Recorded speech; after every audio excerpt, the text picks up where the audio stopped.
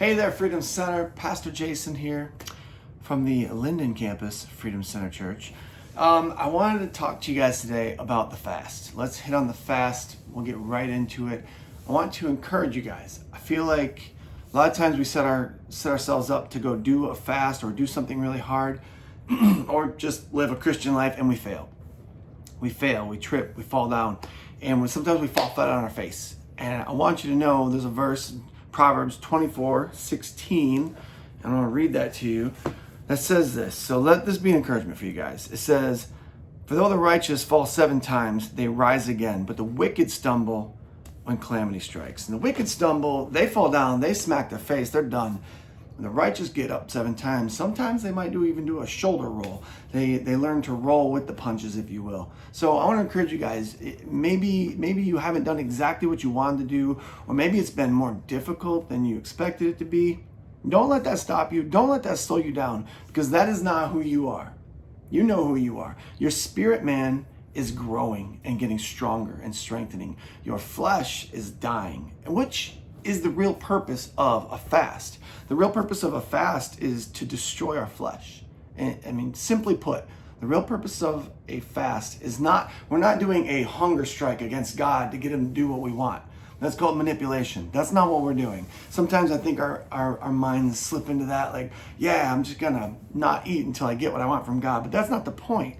The point is, maybe if I fast and my flesh dies a little bit more, and my spirit rises and strengthens a little bit more, maybe my heart and my mind would be in tune with what God's saying, and I wouldn't ask for the things that God didn't want in the first place. Does that make sense? If you guys have not read Isaiah 58, Isaiah 58 talks about what a fast is not, and it talks about what a fast is. And it is really good. I highly recommend, if you have not read that. I believe Pastor Ian and Pastor Carl, I think, also both hit on that. And Isaiah 58 is phenomenal.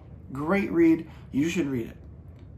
It's all about what a fast is and what a fast is not. So to encourage you guys, it's hard to not eat food, to fast social media, things that you're used to. Like right now, it's a rhythm. You've created it. I want to encourage you guys, find the things that are hard and do those things, because you're a person of sound mind. You're a person who is trying to build up the strength of a specific muscle. And that's your spirit man. That's your self-discipline. That's your intentionality. So, if you want to get stronger biceps, you got to do curls. If you want to get stronger back muscles, you got to do rows, things like that. You know how to exercise a specific muscle group to make that stronger. And this is what we're doing. And you also know that when you go and work out, you get weaker before you get stronger.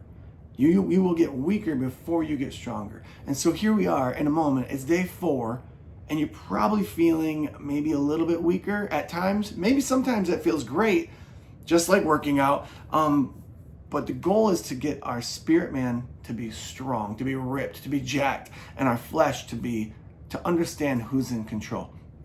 That puts us in tune with Holy Spirit. So the purpose of this fast is to destroy our flesh, which is an interesting mindset.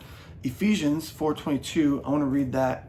It talks about this. It talks about putting off your old self. I'm sure you've heard this verse before. He's talking about your old ways. He says you were taught, where am I at? Yep, 4:22. You were taught with regard to your former way of life to put off your old self, which is being corrupted by its deceitful desires. The desires are there. They're going to come. It's what we do with them. And sometimes you might even fall. But when you fall, learn how to tuck and roll, right? So you're not done. You're not washed up. It's not over. If you messed up 1 time, so what? If you messed up 10 times, so what? This is who we are. We learn to tuck and roll with the punches. So I want to encourage you to keep going. Don't stop. If you stopped 2 days ago because it was too hard, pick it back up. Let's go. Come on. You got this. Love you guys.